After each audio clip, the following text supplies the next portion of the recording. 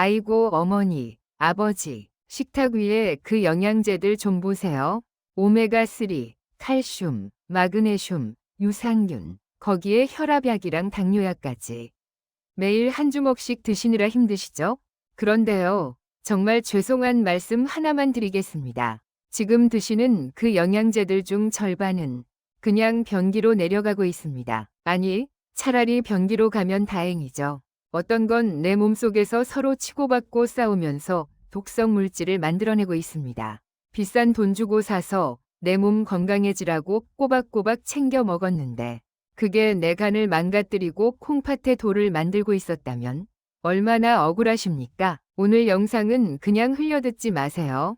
우리 몸 살리는 영양제 궁합, 그리고 절대 같이 먹으면 안 되는 최악의 짝꿍들을 낱낱이 파헤쳐 드립니다. 오늘 이 영상 하나만 끝까지 보셔도 한 달에 버리는 영양제 값 10만 원은 무조건 아끼시는 겁니다. 종이와 펜 준비되셨나요? 우리 집 약통 점검, 지금 바로 시작합니다. 자, 첫 번째 이야기입니다. 우리 몸에 꼭 필요한 것들이죠. 뼈 튼튼하게 하는 칼슘, 그리고 빈혈 예방하는 철분. 이 두 가지, 나이 들수록 꼭 챙겨야 한다고 해서 같이 드시는 분들 정말 많으십니다. 그런데 결론부터 말씀드립니다. 칼슘과 철분은 절대 죽어도 같이 드시면 안 됩니다. 왜냐고요? 우리 몸에는 영양소가 들어가는 문이 있습니다. 이걸 흡수 통로라고 하는데요. 문제는 칼슘과 철분이 들어가는 문이 똑같다는 겁니다. 상상해 보세요. 좁은 외나무 다리에 덩치 큰 씨름 선수 두 명이 서로 먼저 가겠다고 끼어 있는 꼴입니다. 결국 어떻게 될까요? 둘 다 못 들어갑니다. 칼슘이 철분의 흡수를 방해하고 철분도 칼슘 못 들어가게 막습니다. 연구 결과에 따르면 칼슘과 철분을 같이 먹었을 때 철분 흡수율이 무려 50% 이상 뚝 떨어진다고 합니다. 비싼 돈 주고 산 철분제, 그냥 대변으로 다 빠져나가는 거예요. 변비만 생기고 효과는 하나도 못 보는 거죠. 그럼 어떻게 해야 하냐? 답은 시간차 공격입니다. 철분은 공복에 흡수가 제일 잘 됩니다. 그러니까 아침 식사 전 공복에 드세요. 하지만 속이 쓰리신 분들은 식사 직후에 오렌지 주스랑 같이 드시는 게 좋습니다. 비타민C가 철분을 끌고 들어가 주거든요. 반면 칼슘은 저녁 식사 후에 드시는 게 좋습니다. 칼슘이 신경을 안정시켜서 숙면에도 도움을 주거든요. 아침엔 철분, 저녁엔 칼슘. 이 공식만 외우시면 돈 버릴 일 없습니다. 두 번째는 정말 생명과 직결된 문제입니다. 특히 고혈압이나 심혈관 질환 있으신 어르신들 집중해 주세요. 병원에서 처방받은 아스피린이나 와파린 같은 혈전 용해제 피를 묽게 하는 약 드시는 분들 계시죠? 그런데 여기에다가 피 맑아져야지 하면서 오메가3나 은행잎 추출물진 코빌로바 같은 영양제를 또 드십니다. 이게 무슨 상황이냐면요. 뚫린 고속도로를 더 뚫겠다고 포크레인을 또 부른 격입니다. 아스피린도 피를 묽게 해서 흐르게 하고 오메가3나 은행잎 추출물도 피를 안 굳게 합니다. 각각 따로 먹으면 좋은 약이지만 합쳐지면 지혈이 안 됩니다. 우리가 살다 보면 어디 살짝 부딪혀서 멍이 들 수도 있고 양치하다가 잇몸에서 피가 날 수도 있잖아요. 혹은 위장 내벽에서 작은 출혈이 생길 수도 있고요. 보통은 금방 피가 멈춰야 하는데 이 조합으로 드시는 분들은 피가 안 멈춥니다. 심한 경우 뇌출혈 위험까지 올라간다는 연구 결과가 있습니다. 몸 건강하려고 먹은 영양제 때문에 응급실 갈 일이 생기면 안 되잖아요. 만약 병원에서 아스피린이나 와파린을 처방받아 드시고 계신다면 오메가3나 은행잎 제제는 의사 선생님과 꼭 상의하셔야 합니다. 무조건 끊으라는 게 아닙니다. 용량을 조절해야 한다는 거죠. 남들이 좋다더라 해서 무턱대고 추가하시면 내 몸이 감당을 못합니다. 세 번째는 욕심 이 부르는 참사입니다. 나는 종합 비타민 하나 먹고 있으니까 여기에 비타민C 좀 더 먹고 눈 침침하니까 루테인 하나 더 먹고 뼈 생각해서 비타민 D 또 먹어야지. 이런 분들 지금 간이 비명을 지르고 있습니다. 비타민에는 물에 녹는 수용성과 기름에 녹는 지용성이 있습니다. 비타민C나 B 같은 수용성은 많이 먹어도 소변으로 나오니까 크게 걱정 안 하셔도 됩니다. 물론 신장 안 좋으신 분들은 이것도 조심하셔야 하지만요. 진짜 문제는 지용성 비타민입니다. 비타민 A, D, E, K. 얘네들은 몸 밖으로 잘 안 나갑니다. 간이나 지방 조직에 차곡차곡 쌓입니다. 특히 비타민 A를 조심하셔야 합니다. 종합 비타민에 기본적으로 들어있는데 눈에 좋다고 루테인 같은 영양제를 또 드시면 거기도 비타민 A가 들어있는 경우가 많습니다. 비타민 A가 과다하게 쌓이면 어떻게 되느냐? 오히려 뼈를 약하게 만들어서 골다공증 위험을 높이고 간 손상을 일으키고 심하면 탈모까지 옵니다. 피부가 거칠어지고 입술이 트기도 하고요. 건강해지려고 먹었는데 머리카락 빠지고 뼈 부러지면 이게 무슨 날벼락입니까? 영양제 통 뒷면을 돌려보세요. 영양 성분표가 깨알같이 써있죠? 거기서 비타민 A 함량을 더해보세요. 하루 권장량성인 기준 약 70만 900 마이크로그램 알이율 훌쩍 넘지는 않는지 꼭 계산기 두드려 보셔야 합니다. 중복되는 건 과감하게 빼세요. 하나만 제대로 먹는 게 보약입니다. 네 번째, 요즘 장 건강 챙긴다고 유산균 프로바이오틱스 안 드시는 분 없으시죠? 그런데 감기 걸리거나 어디 염증 생겨서 병원에서 항생제 처방받아 오셨을 때 평소 습관대로 유산균 드시는 분들 계십니다. 이건 돈을 그냥 허공에 뿌리는 겁니다. 항생제가 뭡니까? 균을 죽이는 약입니다. 우리 몸에 들어온 나쁜 세균을 죽이는 게 주 임무지만 얘는 눈이 없어요.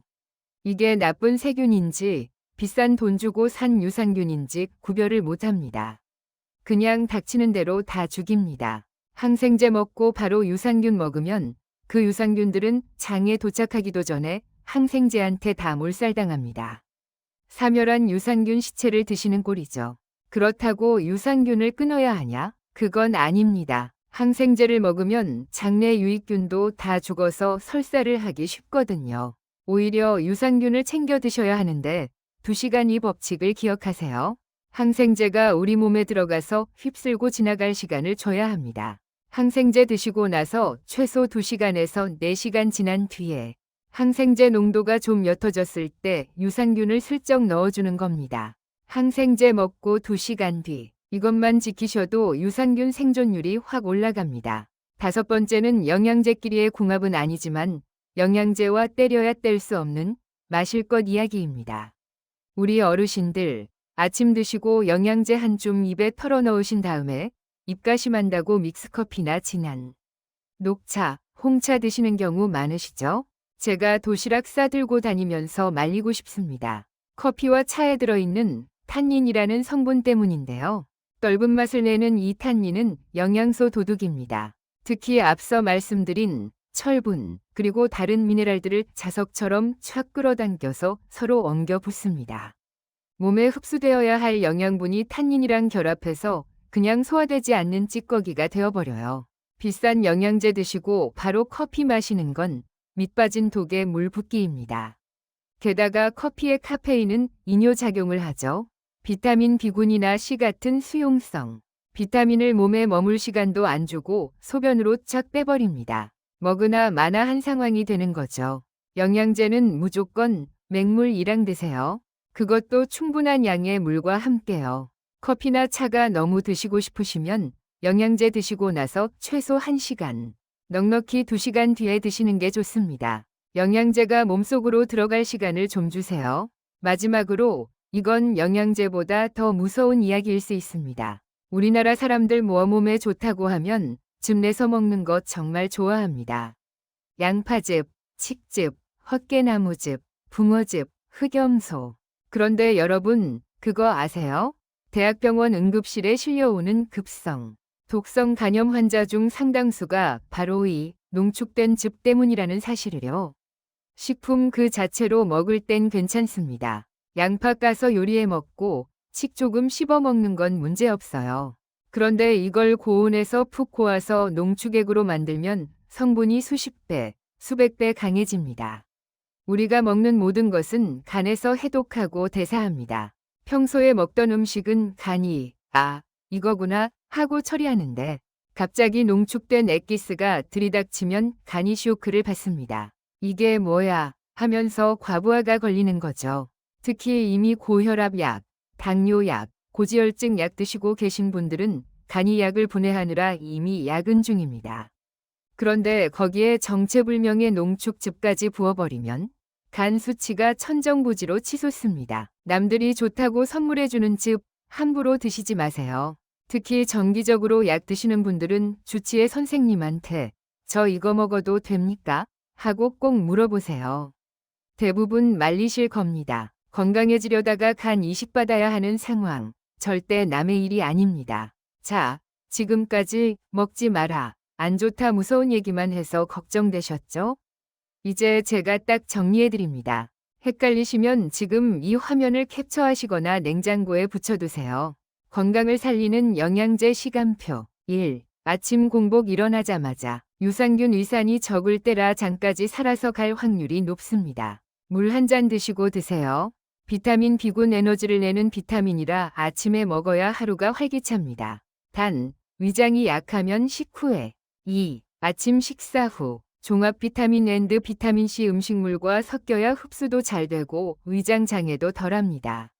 루테인 지용성이라 밥에 있는 기름기와 같이 들어가야 흡수가 잘 됩니다.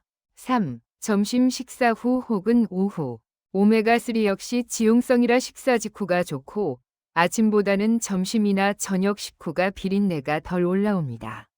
항산화제 코엔자임 Q10 등 오후의 활력을 위해 이때 드시면 좋습니다. 4. 저녁 식사 후 칼슘 신경 안정 효과가 있어서 저녁에 먹으면 꿀잠 자는데 도움을 줍니다. 마그네슘 칼슘과 단짝이죠. 근육 이완과 숙면을 돕습니다. 5. 자기 전 약 드시는 것 없다면 가볍게 물 한 모금. 너무 많이 마시면 화장실 가느라 깹니다. 어떠세요? 이렇게 시간을 나누니까 싸울 일도 없고 내 몸이 하루 종일 영양소를 골고루 받아들이는 느낌 안 드시나요? 한 번에 털어넣는 게 편하긴 하겠지만 내 몸을 위한 일이니까 조금만 부지런해지자고요. 오늘 긴 시간 동안 영양제 궁합에 대해 알아봤습니다. 내용이 좀 많고 어려웠을 수도 있습니다.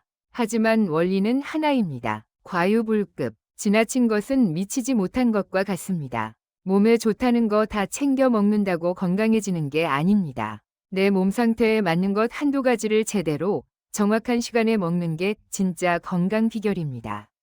혹시 지금 식탁 위에 먼지 쌓인 채 방치된 영양제가 있거나 유통기한 지난 영양제가 있다면 오늘 과감하게 정리하세요. 아깝다고 드시다가 병원비가 더 나옵니다. 오늘 영상이 도움이 되셨다면 주변 친구분들에게도 공유해주세요. 카카오톡으로 보내주시면 그분들 영양제가 맡겨주는 셈이 됩니다. 저는 다음 시간에도 우리 시니어 여러분들의 펄펄 나는 건강을 위해 더 알찬 정보 들고 찾아오겠습니다. 지금까지 여러분의 건강 지킴이 채널명이었습니다. 감사합니다. 건강하세요.